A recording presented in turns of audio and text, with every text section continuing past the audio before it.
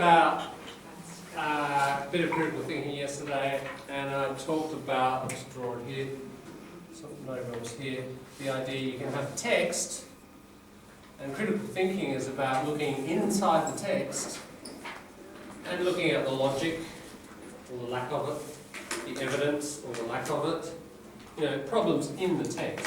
So we're not thinking about grammar or language, we're thinking about logic or accuracy of thinking. I said that's one method of, you know, one mode, if you like, a mode, a way. Way of critical thinking, and most critical thinking courses focus on that.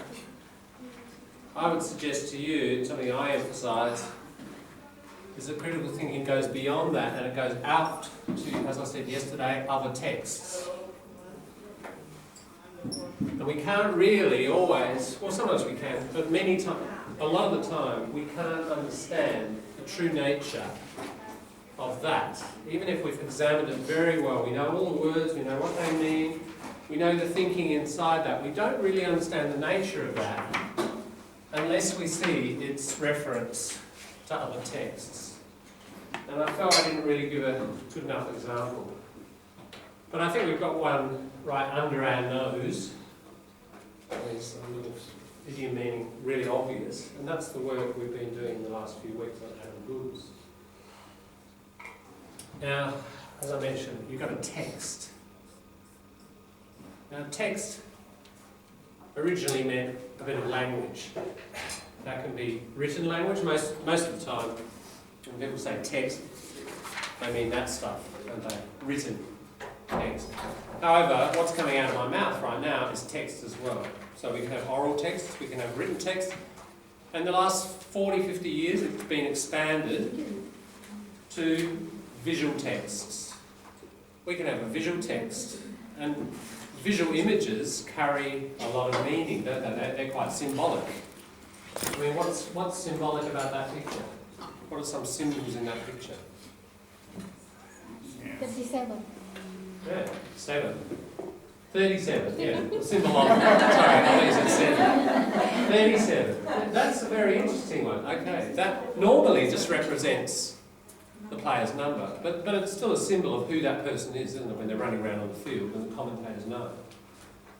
But that, as you might have seen in the last few weeks, became, people just write 37 on walls, and it meant, you know, I support Adam Goods. Its reference became very broad because of all the other texts in the nation, people talking about Adam Goods, and that changed the nature of that little bit of text. So there's this continual interaction, and texts often don't stay still. They're fluid and they move depending on social discussions, history, all sorts of things, changes in the culture. There's a bit of symbolism, isn't it? That logo, 7, we recognise that as a station, which refers to a whole lot of other media texts that have come in the past and are happening now and will go on in the future. Thousands or millions of texts. Reference to the football team, time, etc. What we call the Guernsey, the jumper, is symbolic of the team. So there's lots of symbols, even in a visual text. Some of those are language, but some of them are just purely visual. So we can have visual text. Now the other thing about that text is what he's doing. You know, a dance is symbolic. Not all dances, but some have more symbolism in them than others. So visually, it's a symbol, isn't it? Now, when people saw that, many people, they examined it and they discussed it, but I would suggest many people looked at it just internally. They looked at it and they interpreted it with their cultural understanding. However, if you realise, here are some other texts that I think that refers to and comes out of. One of them is, so that arm in that position. He got that. Okay, here's a text if you like, if we transcribe, we don't have to transcribe it, we can record it, it could be an oral text. But I think if you learn under 15 or the under 16 Aboriginal kids taught him that dance. So it wasn't just something he just did. It wasn't a total personal expression. It was actually a carefully designed cultural thing. And those kids are talking, say, Adam, do it like this, and hold your arm like this, and step forward like this, and dance instructions. They told him that. That's the text. So as soon as you know that that's a particular dance, that changes probably the way you look at that. As soon as you realise that wasn't a normal football game, mainstream football game. He was performing that in the Indigenous round, which meant Aboriginal players playing Aboriginal teams playing Aboriginal teams. So it's a very, very Aboriginal context that happened in. So he's doing an Indigenous dance taught to him, and he's doing it in that context. So I think that adds another level of understanding. I'm just doing it in the order that I discovered these things. Then, that was a text from there. And I put it by itself because it's a really critical one. It's a boomerang, it's not a spear. So the non-Aboriginal view is somebody doing like that, they just assume, oh, it's a spear. No, it was taught to him as a boomerang. So there's a little bit of text, instructional text. If you do this with a boomerang, that's what the dance is all about. Okay, now if we understand those things, it may not for you, but it certainly did for me, change the way I saw that. Right? Now, in other words, the nature of that, you could look at that for hours and hours and hours, but if you don't have the references, if you don't see it in the context of all those texts, you won't understand the exact nature of that bit of visual text. Do you get the point? Is it a clear and fair example? So, many, perhaps even most of our texts, well, there's arguments, definitely. All of our texts ultimately refer to texts that have come before and possibly texts that will occur in the future. So there's this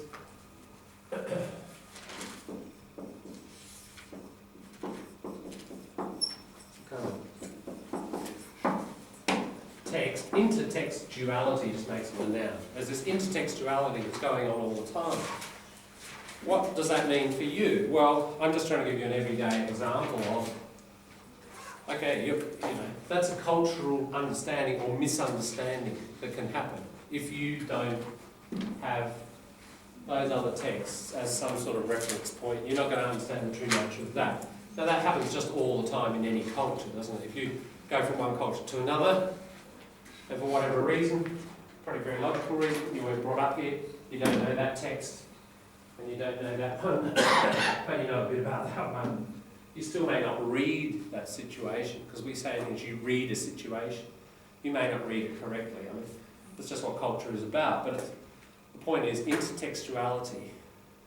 So, if we transfer that to immediately what we're doing in this course, that means reading and listening, they depend on looking inwards, sure, and understanding the micro-elements in a text, and thinking critically about that, but just as importantly, perhaps even sometimes more importantly, looking outwards, isn't it, and understanding other references. And they may not even be direct references. There's nothing there that says, I'm doing this thing and I learned it from these guys and I'm doing it with the boomerang. Sometimes, we have to dig away to find that stuff. So, just want to point out that, texts have this dual element. Internal, but external. And I find overall language courses tend to focus on the internal. Read this, do your 20 questions kind of thing, looking at the micro. But the macro is just as important. And that's why and often more important. I mean, I find often my understanding of something is much better because I learn about the context. And that's what shows something's true nature, is knowing the context. Even if I don't understand all the detail inside, I'd much rather have a better understanding of the context. That'll tell me more, usually, than actually looking for a long time inside something. You know, if you're going to put your money somewhere and your time and your energy, learn context. It'll help you guess the micro as well. If you know the contextual stuff, it'll help you often predict what's happening internally. An example of that is, I'm trying to link it with the left and right thing. If you know, okay, that act, is that overall an act of the left or an act of the right? Left. It's pretty clearly of the left, isn't it? It's associated with indigenous cultural identity and so on. Now we looked at a couple of people who criticised it. Do you remember their names? I know one's Cannon. Joe Buchanan? No. the board, I don't Both, know. yeah. First name. Alan Jones And Jack Cannon. and Andrew Bolt, yeah, and Jeff. We didn't talk about him, but it's true. Yeah, the radio. Yeah, he was former Liberal Premier of Victoria. John. Yeah. Can I clear a bit more? Clear up a bit more. You're talking about, like for this instance, Adam Wood having a war dance because he talked by under 15 and blah blah blah, you know, and become culture shocked, certainly. But because you're more left-hand side, that's why your vision you can take like that. But like for me, I'm right in the middle and quite dominant person. Yeah. I cannot pick this part. I just in my mind. Yeah. I was thinking, well, how come after this boom, and then he seems to be fight back or show his, so what, I'm doing it like that. You get what I mean? I saw this article too, Yeah. and that's why in my essay, I really clearly, because not why you're doing this after somebody against you. To create more issue like that. Right, yeah. That's Yeah, my yeah. thinking. Well, that's another set of, you know, Yeah, I think texts, I guess. The booing is a text, isn't it? Yeah. And that's interacting with all of depends this. on the people. Yeah. As like you say, more to left or right, and can influence your decision to pick up those micro, as you know. Yeah, it depends what we get presented with, doesn't it? That's And, right. and what influential people say on one side or the other that's going to help shape it. Because if no one ever says that in the media, we don't know. So it's something we won't see in that dance. So sure, commentary is text and it's shaping how we see that text all the time, sure. And dominant producers of texts, which I've argued is overall here, big capital media, etc. ABC different. ABC is different because it's not capital. You know, that's why personally, you know, I never watch other stations. It's ABC. Or look, there are alternate mainstream media that are, you know, a bit fairer and a bit more objective. But probably for you, I'd say watch the whole lot. You know, I showed you these guys because they are those two in particular. He's involved in anti-depression campaigns. You may know the Beyond Blue program these days. But he doesn't comment too much on social issues, but he did on that one. But yeah, he's conservative. But these two guys are very, very loud voices on the right. And I would say to you, even though I totally disagree, you should be listening to them. So you learn about, you know, both ends of the spectrum. And obviously, you know, you might be in the middle or wherever. But it's just good that if you look at, you know, people at that end, people at that end, you'll learn the roadmap much more quickly. Yeah. So, you know, as soon as my point about reading and knowing the landscape is it will help you predict what's going on in here, because if we know Alan Jones said that negative stuff about goods, then that suggests, we never know for sure, but it suggests he's on the right. Okay, another issue comes up, asylum seekers. What would we expect Alan Jones to say about asylum seekers? Stop us. Yeah, stop the votes, stop the votes and take that sort of position. Go back where you came from, etc., etc. Yeah. Sure. And, you know, Alan Jones is absolutely of that position. So is Andrew Bolt, you know.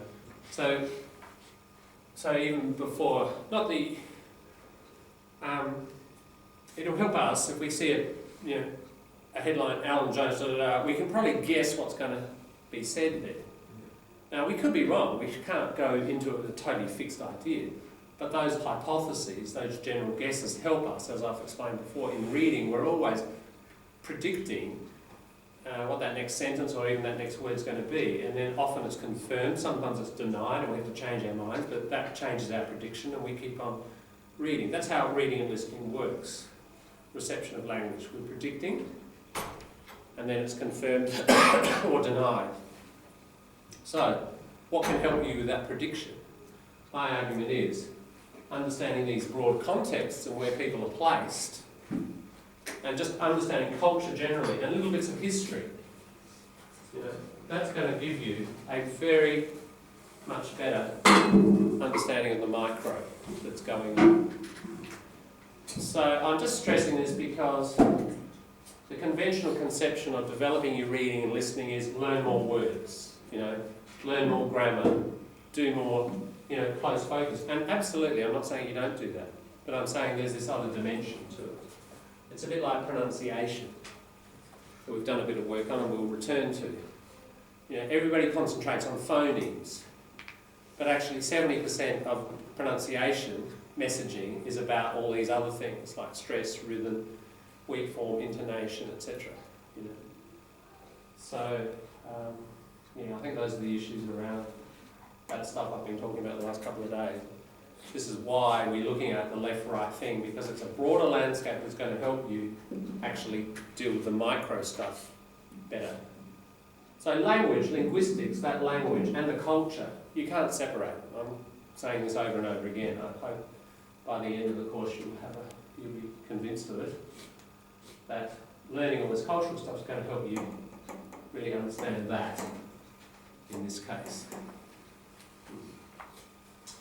Okay, and I've given you, in relation to this, I've given you a model essay. And we've sort of jumped straight into that because yesterday, or the day before we did the left-right thing, we needed to continue that, and we didn't get time to do any preparation around the Julian Assange thing. And people just read it, and a couple of people said, whoa, that's difficult. And why, okay, let's have a look at that idea in relation to what I've just said. Here's the Julian Assange text. And many of you may not know much about it, so you're straight in there, what's all this referring to? What's going on? You know, who's this guy? Why are they against him? You know, who's on his side? Da, da, da. You know, and very much Julian Assange is, like, he's got enemies, you know, strong enemies on one side, because he's really standing up for one side very strongly on the left-right spectrum globally. So this is a good example of where knowing the history, knowing the events,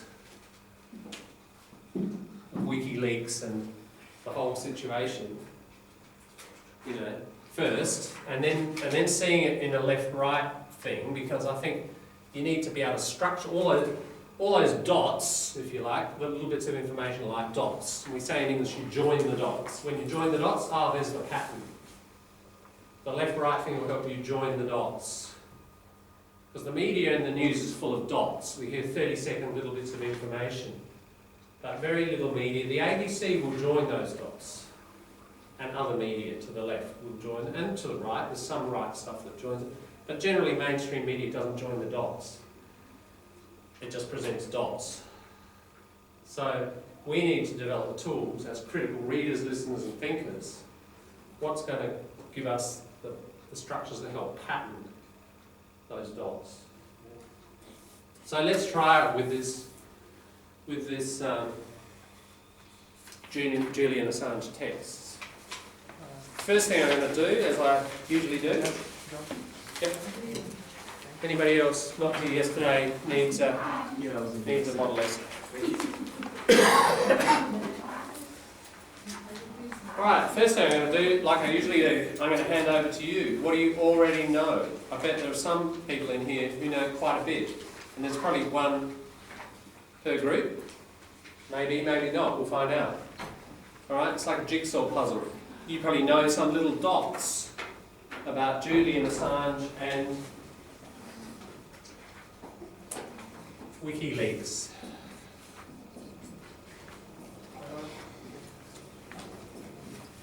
I mean, this could be something you could talk about. Why Wiki? Wikipedia, it's related. Why leak?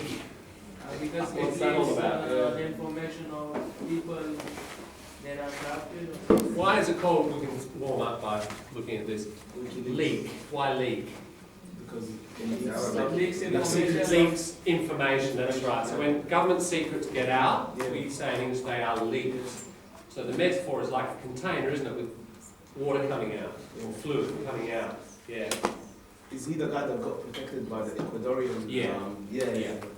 Well, okay, so this organisation he's involved with is got to do with leaking information from government. Why Wiki? Small bits. It's in small Related bits. to Wikipedia. Small bits? It's like Wikipedia. In what way, Carvel? Maybe information. Information, sharing information, open Yeah. source. That's right, open source. Well, not totally open, is it? But Yeah. it's What is Wikipedia. Wiki actually, it comes from a Hawaiian word apparently. It's a relatively new English word, of course, but because we have the technology, the internet. But wiki means quick. So Wikipedia, quick encyclopedia. Why is it quick? Because around the world from Botswana to Berlin, people can contribute, can't they? So you can very quickly build up information about something. So it's open in that sort of sense. People around the world are contributing to Wikipedia. So these guys, Assange and others, took that idea and said, what if we created an organisation where people who wanted to leak information that they thought was, the government was doing really bad things, they could send it to us, and we'd be like a storehouse of this information. So people from around the world can send it to us, and we will publish it. And some of it, a lot of it's been published, a lot of it's stuff still retained and are going to publish, in kind of stages. But that's why Wikileaks. Okay, this might be reminding you of the whole Assange thing and the story. And there's been stuff in the last even 2 weeks about Julian Assange, some new developments. So I'm going to hand it over to you now, just as a warm-up. What do you already know about this? And we'll talk about the topic before we get in and analyse the micro. You'll have a better understanding if you've got a bit of the macro first. Okay, over to you, a bit of speaking practice. What do you already know That's for you. about Assange Yeah. and Wikileaks? You only Go for talk it. about sexual Who knows about this? abuse or something. I'm